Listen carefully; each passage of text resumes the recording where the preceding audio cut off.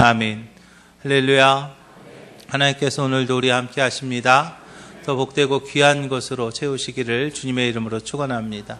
오늘 에베소서 말씀 가지고요, 거룩한 욕심, 성장이라는 제목으로 같이 은혜를 나눕니다. 지난 주간 추석이었는데 어떻게 추석들은 잘 보내셨나요? 며느리들은 조금 아직 허리가 좀 뻐근하신가요? 요즘은 이제 할아버지가, 저희 집 같은 경우는 할아버지가 돌아가셔서 이렇게 저희 아버님 댁에는 우리 동생하고 또 이제 다 이렇게 다 따로따로 모이니까 명절 분위기가 별로 그냥 그렇습니다. 그런데 예전에요, 저희 할머니 살아계실 때는요, 저희 할아버님 댁이 괴산이었는데 저희 아버님 남매가 7남매세요. 그러니까 모이면 기본 한 30명 정도는 모여요. 그러면 할머니 살아계실 때는 명절에 딱 가면 얼마나 좋은지 몰라요. 뭐가 좋냐면요, 이따만한 그 채반에다가 전을요, 산더미 같이 이렇게 붙여놔요.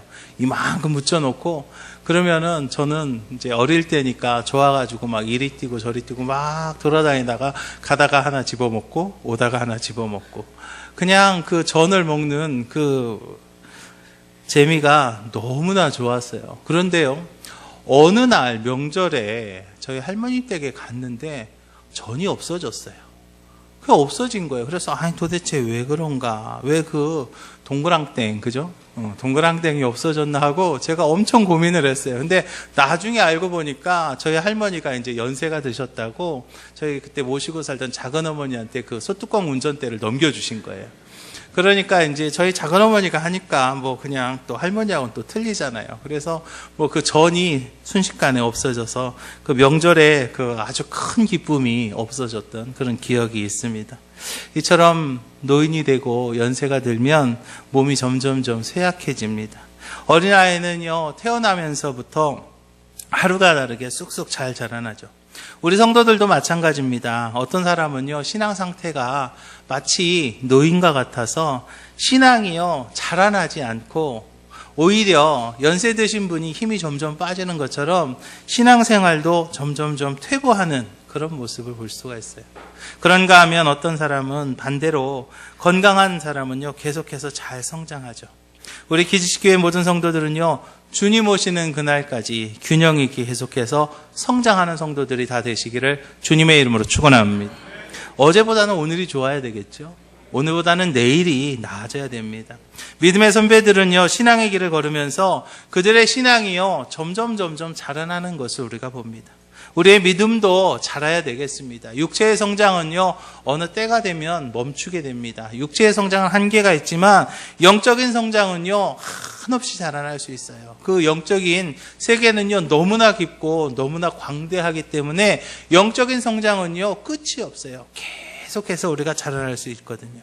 그런데 너무나 안타까운 것은 교회 생활을 오래 하면서 어떤 이들은요, 도리어 예수님한테 책망들었던 유대인들처럼 껍데기만 두꺼워지는 그런 형식적인 신앙인이 되는 경우가 있다는 것이죠. 영적인 감각은 둔해집니다. 그리고 형식적인, 종교적인 습성만 남아있는 그런 분들이 있다는 거죠. 그런가 하면 어떤 분들은요, 시간이 지나면 지날수록 영적으로 더 민감해집니다. 하나님과의 깊은 교제가 이루어지면서 주님의 만날 것을 사모하며 살아가는 깊은 영적인 신앙인들도 있다는 거죠. 다윗은요, 나이가 들면서 점점 더 더욱 영적으로 깊은 삶을 살았던 성장하는 신앙인이었어요. 사도 요한도요, 나이가 들면 들수록 더욱더 성장하는 신앙인으로 성장해서 후에는 사랑의 사도라는 그런 칭찬까지 듣게 되는 것을 우리가 봅니다. 하나님께서도요, 우리가 그리스도 안에서 태어나는 것 이상으로 주 안에서 복되게 자라나기를 원하는 것을 믿으시기 바랍니다. 사도 바울은요, 에베소 교인들의 믿음을 보면서 에베소 교인들이 계속해서 그 초보적인 믿음의 상태, 그 유아적인 그 신앙의 상태에 머물러 있는 것을 보면서 너무나 안타까워서요, 에베소서라는 그 편지를 쓴 거예요. 연조가 자라나는 교인이 아니라, 신앙의 연수를 자랑하는 교인이 아니라 믿음이 자라는 성도가 되라고. 할렐루야. 믿음이 자라는 성도가 되라고, 점점 자라나는 성도가 되라고 사도 바울은요, 에베소서를 쓴 거죠. 하나님을 기쁘시게 하는 성장하는 신앙이 되기를 주님의 이름으로 부탁을 드립니다. 오늘 본문은요, 신앙인의 성장의 목표와 또 신앙의 성장의 방법을 우리에게 이야기합니다. 우리가요, 성장해야 되겠는데, 우리가 성장하기 위해서는 먼저는 성장의 목표를 정확하게 알아야 되는 것을 믿으시기 바랍니다. 모든 삶에 있어서요, 목적은요, 대단히 중요합니다. 공부를 하는 학생들한테 묻습니다. 왜 공부를 하냐라고 묻죠. 왜 공부를 하냐라고 묻는데요, 저는요, 도대체 이해가 안 되는 사람이 있어요. 공부가 재밌어서 하는 사람도 있답니다. 여러분 다 공부가 재밌어서 하셨나 보죠? 저는 도대체 이해가 안 되는데, 다 이해가 안 돼서 그런 사람이 절대 없을 거라고 지금 그렇게 생각하시는 거죠. 근데 어떤 사람은요, 공부가 재밌다는 사람도 있어요. 먹고 살려니 공부하는 사람도 있고요. 사회에 기여하려고 공부해야겠다라는 사람도 있습니다. 법을 공부하면서도요, 어떤 사람은 공평한 사회를 꿈꾸는 사람이 있는가 하면 똑같은 법을 공부하면서도 어떤 사람은 돈을 많이 벌 것을 생각합니다. 똑같이 일당을 받고 교회에서 일을 하면서도요, 교회를 짓는 일을 하면서 어떤 사람은 그냥 저 사람이 시키니까 내가 하는 거죠. 어떤 사람은 그냥 먹고 살려니까 어쩔 수 없이 하는 겁니다. 또 어떤 사람은요, 똑같이 일당을 받으면서 벽돌을 쌓으면서도 나는 그래도 하나님의 전인 교회를 짓는 일에 내가 하고 있습니다라는 생각을 하는 분들이 있다는 거죠. 우리도요, 똑같습니다. 신앙 성장의 목표와 목적이요, 분명해야 돼요. 신앙 성장의 신앙의 궁극적인 목적은요, 분명합니다. 뭐냐면 바로 구원과 영생이에요. 할렐루야. 뭐라고요? 구원과 영생이라고요. 우리가요, 예수 믿고 회개하면서 하나님 나라에서 영원한 생명을 얻는 거. 할렐루야. 이것이요, 우리 신앙에 있어서 아주 궁극적인 목적이라는 거죠. 하나님은요, 예수 그리스도를 우리의 영원한 나라와 생명을 위해서 이 땅에 보내셨습니다. 우리는요, 죄 때문에 죽을 수밖에 없었습니다. 이 땅에서 고통받고, 죄 때문에 이 땅에서 억압받고, 죄 때문에 이 땅에서 힘들게 살다가 결국에는 죽어서 지옥 갈 수밖에 없는 것이 저와 여러분들의 형편이었어요. 그런데요, 하나님께서 당신의 사랑하는 자녀들이 지옥 가는 것이 너무나 안타까워서 하나밖에 없는 아들 예수님을 이 땅에 보내셨고, 십자가에 달려 돌아가게 하심으로 우리의 그 모든 죄를 다 담당해 주셨어요. 이제 우리가 그것을 믿으면, 예수님이 내 죄를 다 담당해 주셨다는 것을 믿으면 이제 우리 죄의 문제가 해결됩니다. 더 이상 지옥 가지 않고 어디 갈 수 있어? 천국 가게 되는 거예요.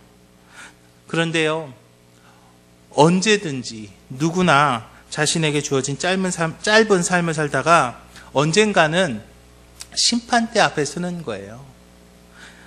우리가 믿음으로 구원은 받지만 천국 가기 전까지 우리가 해야 될 것이 있습니다. 그것이 무엇인가 하면 바로 우리의 믿음을 성장시켜야 될 줄로 믿으시기 바랍니다. 바울의 신앙 성장의 목표는요, 분명했어요.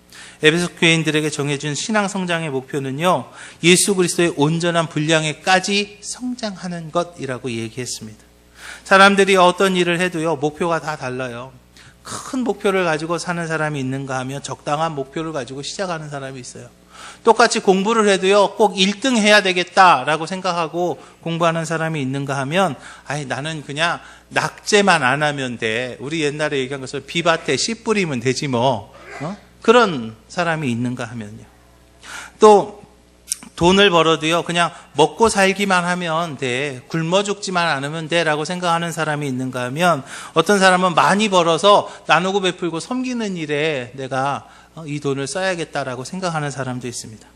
똑같이 산을 가도요, 마찬가지예요. 산을 가도 꼭 정상에 올라가는 사람이 있는가 하면은요, 저 같은 사람은 꼭 그 산 초입까지만 갑니다. 그래도 저는 산에 갔다 온 거예요. 저는 설악산을 가면 신흥사까지 갑니다. 그래도 저는 설악산을 갔다 온 거죠. 아니에요? 거기도 설악산이에요. 왜냐하면 펴내고 들어갔으니까. 근데 어떤 사람은요, 죽어도 그 산 정상에 가야 산을 갔다 왔다고 하는 분이 있어요. 그렇지만 또 사람마다 다 틀린 거죠. 어떤 사람은 그냥 중간쯤 가다 내려온 사람도 있고, 꼭 다 틀린 거예요. 목표가 틀린 거예요. 그런데요, 하나님은요, 우리에게 커다란 인생의 목표를 가지기를 원하십니다. 하나님은요, 우리의 믿음에 있어서요, 커다란 목표를 가지기를 원하시는 것을 믿으시기 바랍니다. 아브라함에게는요, 복의 근원이 되기를 원했어요. 늙은 목동이었습니다. 늙은 목자였던 아브라함에게요, 너는 눈을 들어 동서남북을 바라보라 그랬어요. 그 넓은 광활한 땅을 다 너에게 주겠다라고 말씀하셨죠. 보잘것없었던 제자들, 세상적으로 볼 때는 별 볼 일 없었던 제자들에게 모든 민족을 제자로 삼으라라는 커다란 꿈을 주셨던 것으로 봅니다. 이제 우리가요 신앙인이 되었습니다. 예수님을 나의 그리스도로 모시고 이제 우리가 신앙인이 되었으니 이제 우리가요 그 목표를 잡아야 돼요. 예수님을 닮는 것이 나의 신앙의 목표가 되어야 될 줄로 믿으시기 바랍니다. 어떤 분은요, 이제 몇 년 있으면 집사되고 몇 년 있으면 권사되고 그러면 나도 누구처럼 장로님 돼야 되겠다. 여러분, 직분이 목표가 돼서는 안 되는 거예요. 예수님께서 하나님의 뜻을 실현하는 삶을 살았던 것처럼 우리의 삶에서 하나님의 뜻이 이루어지는 그러한 삶을 살아야 되는 거예요. 우리의 생각과 우리의 삶의 모습에서 예수님의 모습이 나타날 때까지, 예수님의 모습이 나타날 때까지 우리는요 달려가야 될 줄로 믿으시기 바랍니다. 사랑하는 기지식교회 성도 여러분, 우리요 좀 예수 믿는 사람처럼 삽시다. 여러분, 예수 믿는 사람처럼 살자고요. 딱 보면 저 사람 예수 믿는 사람 같아. 저 사람 예수 믿는 사람 같아. 특별히 저 사람 기지식교회 다니는 사람 같아. 그렇게 좀 살아가는 우리 기지식교회 모든 성도들이 되시기를 주님의 이름으로 축원합니다. 나의 삶과 나의 생활 속에서요 예수 그리스도의 향기가 보여지도록 성장하는 그런 삶을 살아야 될 줄로 믿으시기 바랍니다. 그리고 바울의 신앙 성장의 목적도요 분명했습니다. 바울의 신앙 성장의 목적은요 예수 그리스도의 몸된 교회를 섬기는 것이었어요. 16절에 보면 각 지체의 분량대로 역사하여 그 몸을 자라게 하며 그랬어요.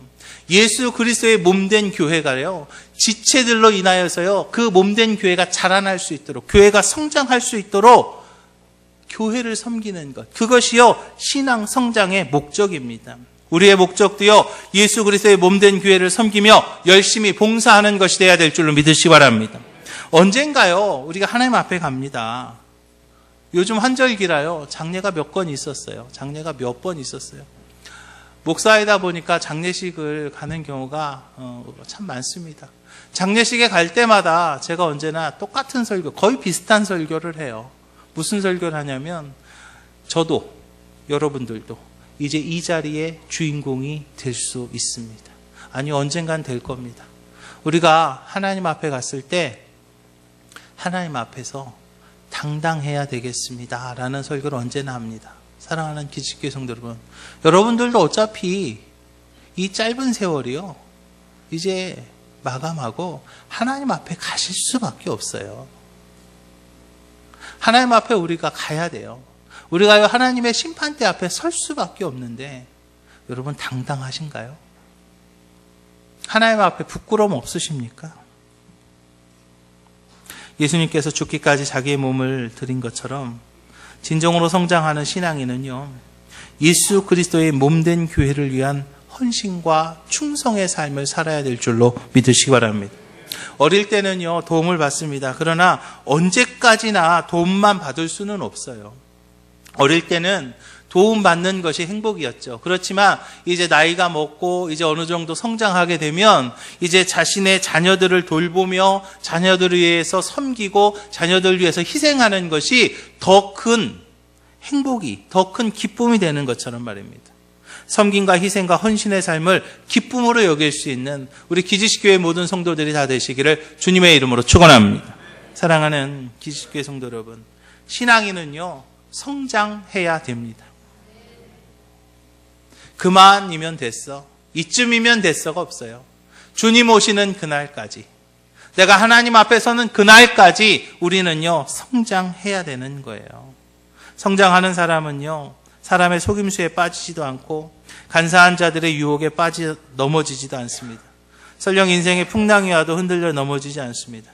우리 기지식교회 모든 성도들이 이런 귀한 성장의 기쁨을 누리시기를 주님의 이름으로 축원합니다. 그리고 두 번째로 우리는요 성장의 방법을 알아야 됩니다. 어떻게 하면 하나님이 원하시는 바른 성장을 할 수 있는가?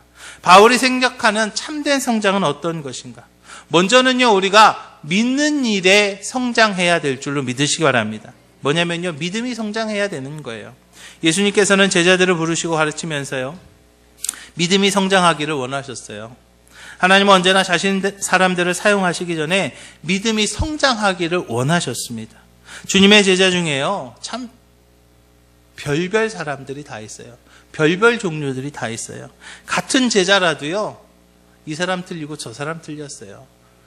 똑같이 5,000명을 놓고 배고픈 5,000명 앞에서요, 계산기 두들기는 그런 제자가 있었죠. 이 사람들을 먹이려면 200데나리온이 필요합니다 하면서 하나씩 떡 한 덩이씩만 주려고 해도 그 계산기 두들기는 사람이 있었던가 하면, 어떤 사람은요, 똑같이 배고픈 5,000명을 앞에다 두고 보리떡 5개, 물고기 2마리, 그걸 가지고요, 그냥 예수님 앞에 나가오는 그 믿음을 가지고 예수님 앞에 이걸 가지고 나가면 예수님이 어떻게 하실 거다라는, 문제가 해결될 거라는 그런 믿음을 가지고 주님 앞에 나오는 제자가 있었어요. 예수님은 때때로 제자들의 믿음이 없음을 꾸짖기도 하셨고요. 제발 좀 겨자씨만한 믿음이라도 좀 너네들이 가져야 된다라고 말씀하고 있습니다. 그러면 예수님이 원하시는 믿음, 그것이 무엇일까요? 사도 바울이 예배속 교인들이 갖기를 원하는 믿음이 어떤 것입니까?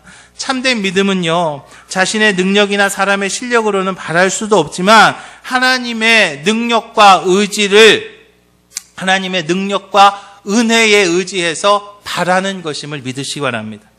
꿈꿀 수도 없는 막연한 거예요. 도저히 감히 우리가 꿈꿀 수도 없는 막연한 것이지만 살아계신 하나님이 나와 함께 하시면 내가 할 수 있다. 할렐루야. 지금 우리가 꿈꿀 수도 없는 막연한 것입니다. 도대체 상상도 할 수 없는 것이지만 하나님이 나와 함께 하시면, 하나님이 나에게 힘 주시면, 하나님 나에게 능력 주시면 할 수 있다라고 하는 것, 그것이 바로 믿음이라는 거죠. 하나님께 쓰임받은 사람은요, 계산 잘하는 그런 사람이 아니었습니다. 하나님 앞에 쓰임받은 사람은요, 이성적인 능력에 탁월한 사람이 아니었어요. 하나님 앞에 쓰임받은 사람이요, 세상적인 실력이 높은 사람이 아니었던 거예요. 하나님 앞에 쓰임받은 사람은요, 무지할 정도로 확실한 믿음, 그런 믿음을 가진 사람이 하나님의 쓰임을 받았어요. 하나님은요, 그런 믿음의 사람을 사용하는 것을 믿으시기 바랍니다. 모세가요, 바로한테 나갔잖아요.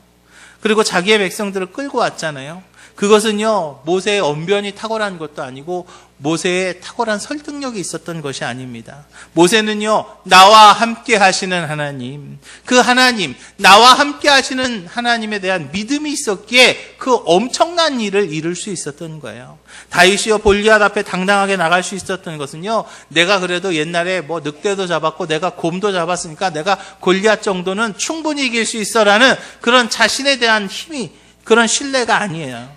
지금까지 자신과 다윗과 함께하면서 인도하신 하나님의 능력, 그리고 다윗, 나를 사랑하는 그 하나님의 신뢰, 하나님에 대한 그 신뢰가 있었기에 나는 만군의 여호와 하나님의 이름으로 내가 너에게 나간다라고 하면서 골리앗 앞에 나가서 다윗이 이길 수 있었던 거예요. 베드로나 사도 바울이나 모든 초대교회의 제자나 성도들이요, 복음을 들고 나갈 수 있었던 것은요, 그 죽음을 두려워하지 않는 용감함이 있었던 게 아니고요, 내가 세상 끝날까지 내가 너와 함께 하겠다라는 주님의 약속에 대한 분명한 그 믿음, 그 약속에 대한 분명한 신뢰가 있었기 때문입니다. 저희 외할머니가 저희 집안에 가장 처음 예수를 믿은 분이세요. 벌써 돌아가신 지가 한 15년쯤 되셨는데, 저희 외할머니 얘기를 들어보면 기독교 선교 초기 처음 복음이 전파될 때에는 정말 수많은 핍박과 박해가 있었어요. 그럼에도 불구하고 저희 할머니 얘기를 들어보니까 그럼에도 불구하고 믿음으로 그것을 다 이기고 끝까지 신앙을 지키고 끝까지 믿음을 지켰다라는 그런 간증을 제가 들은 적이 있습니다.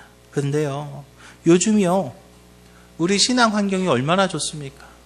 우리 신앙 환경이 얼마나 행복해요. 얼마나 편안합니까?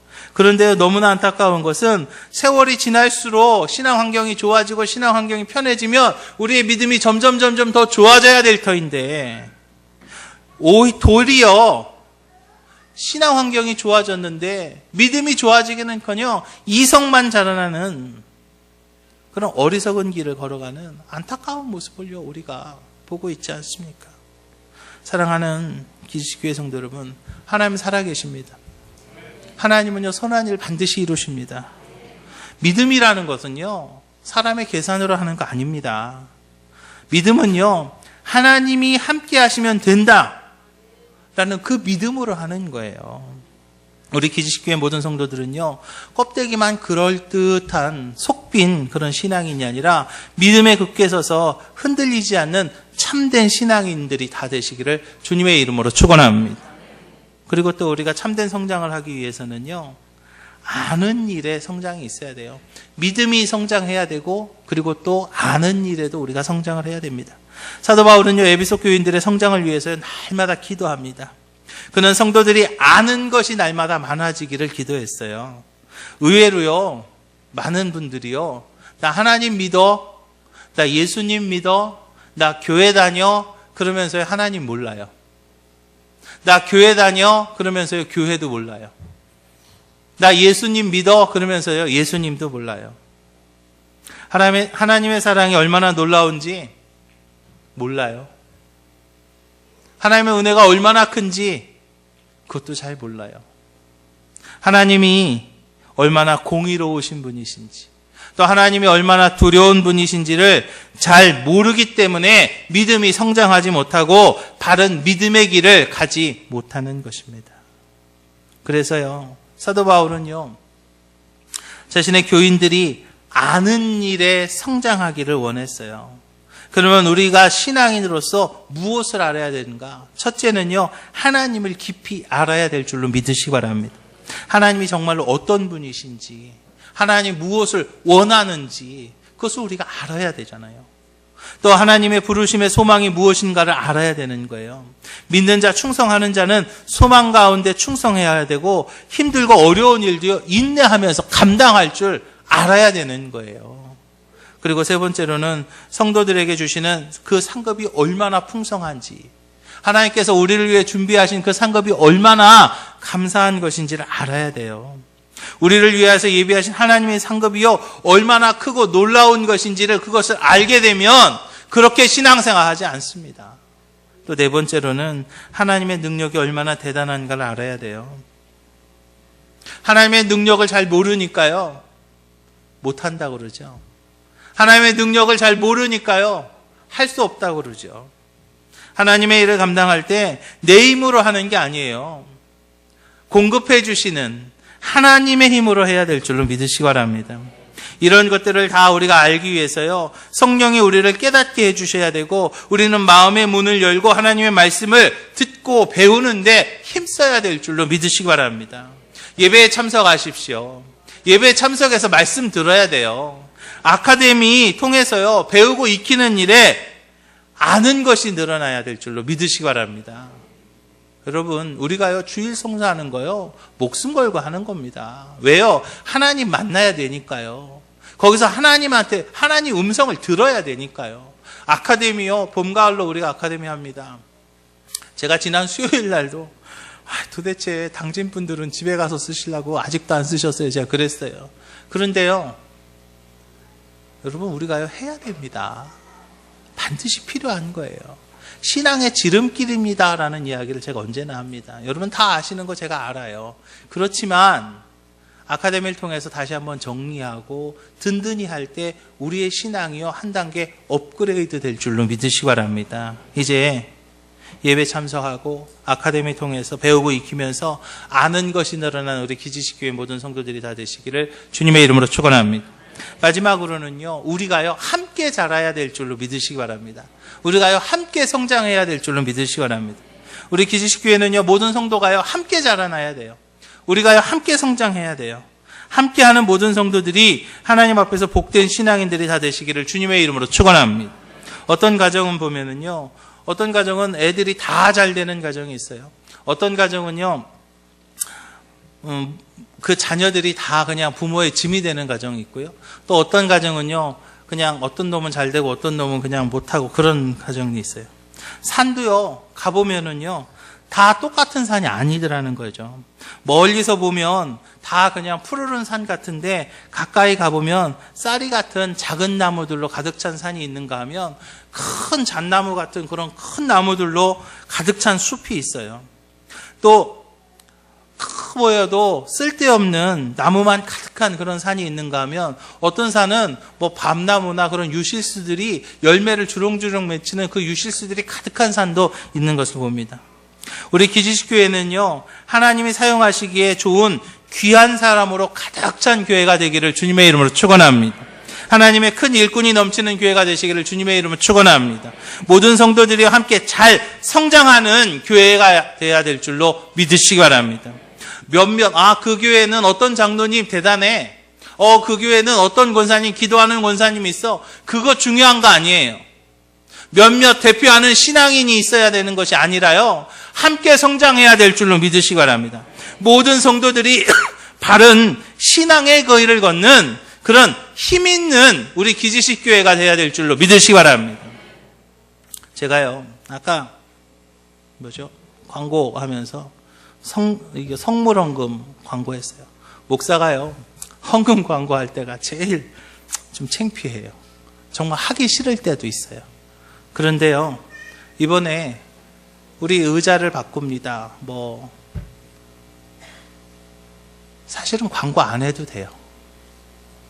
그렇게 몇십억씩 들고 몇 억씩 들고 그래서 그냥 그렇게 하지 않아도 돼요. 실제로 천안에서 제가 목회할 때는 의자 바꾸는데, 지금은 이제 그분이 장로님 되셨어요. 그때 권사님이신데, 목사님 제가 할게요. 그래서 한 분이 혼자 다 의자 다 했어요. 또 어떤 분은 제가 방송기계하고 영상기계 제가 다 할게요. 그래서 그냥 다 했어요. 제가 볼 때 그때보다 이번에가 돈 더 조금 들 것 같아요. 근데도요, 제가 일부러 광고합니다. 조금 창피해도 제가 광고해요. 왜요? 함께 해야 돼요. 여러분, 함께 합시다. 우리가요, 동참해야 되는 거예요. 누구누구만 해서는 안 되는 거예요. 누구누구만 해서는 안 돼요. 같이 해야 돼요. 우리 교회도 이 정도, 글쎄요, 그렇게 크지도 않은데요. 누가 헌신하면 혼자도 할 수 있는 거예요. 그렇지만 우리는요, 함께 가야 될 줄로 믿으시기 바랍니다. 좋은 교회, 바른 교회, 모든 이가 복받는 교회가 되기 위해서는요, 먼저 된 자는 앞서가고요, 뒤에 된 자는요, 열심히 배우고 따르는 교회가 돼야 될 줄로 믿으시기 바랍니다. 물론 성경에 보면 나중된 자가 먼저 된다라는 그런 말도 있습니다. 그렇지만 가장 좋은 교회는요, 누가 먼저 가고 누가 나중되고 그게 아니라 모두가 함께 하나님의 뜻을 따라 행하며 하나님의 말씀에 순종하며 하나님의 준비된 축복을 누리는 우리 기지식 교회가 돼야 될 줄로 믿으시기 바랍니다. 특별히 우리가요, 연합해야 되겠습니다. 바울은요, 모든 성도들이 하나가 되길 원했어요. 같이 자라나기를 원했어요. 누구누구만 자라나고 누구누구는 그게 아니고요. 서로가 하나같이 자라려면 서로가 도와줘야 됩니다. 큰 나무는요, 서로가 서로에게 힘을 실어줍니다. 큰 바람이 불어도 서로에게 힘을 실어주면서 그 풍랑을 이겨내죠. 서로의 뿌리가 연결되므로 서로에게 힘이 되죠. 덕분에 그 큰 나무 아래서 자라는 작은 나무들은요, 그렇게 큰 어려움 없이 잘 성장해서 결국에는 그들이 다음 세대를 이어가는 숲이 되는 것을 우리가 봅니다. 우리는요, 서로가 서로의 신앙을 격려하고 때로는 거룩한 책망을 하면서 서로를 돌봐야 될 줄로 믿으시기 바랍니다. 서로가 힘이 들 때 힘이 되어 주셔야 되겠습니다.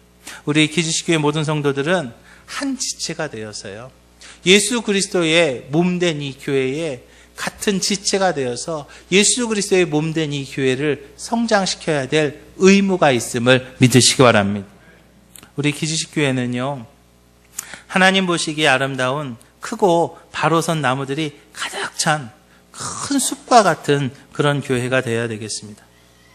이제 우리 교회가 그 큰 숲과 같은 교회가 되어서 지역을 섬기고요, 이 시대를 섬기고요, 이곳 당진에 하나님의 뜻을 이루는 우리 기지식 교회가 되기를 주님의 이름으로 축원합니다. 누구든지 이 교회에서요, 이곳 기지식 교회에 와서 함께 아름답게 성장하며 신앙적인 행복을 맛보고요, 하나님의 상급을 크게 받는 귀한 일꾼들이 다 되시기를 주님의 이름으로 축원합니다. 그런데요, 함께 성장하기 위해서는요, 거룩한 경쟁이 필요합니다. 제가 설교를 준비하면서 이제 마지막에 설교 제목을 정하는데요. 이번에 설교 제목이 뭔지 아십니까? 거룩한 욕심입니다. 거룩한 욕심. 여러분, 우리가요, 거룩한 욕심을 좀 부려야 되겠습니다.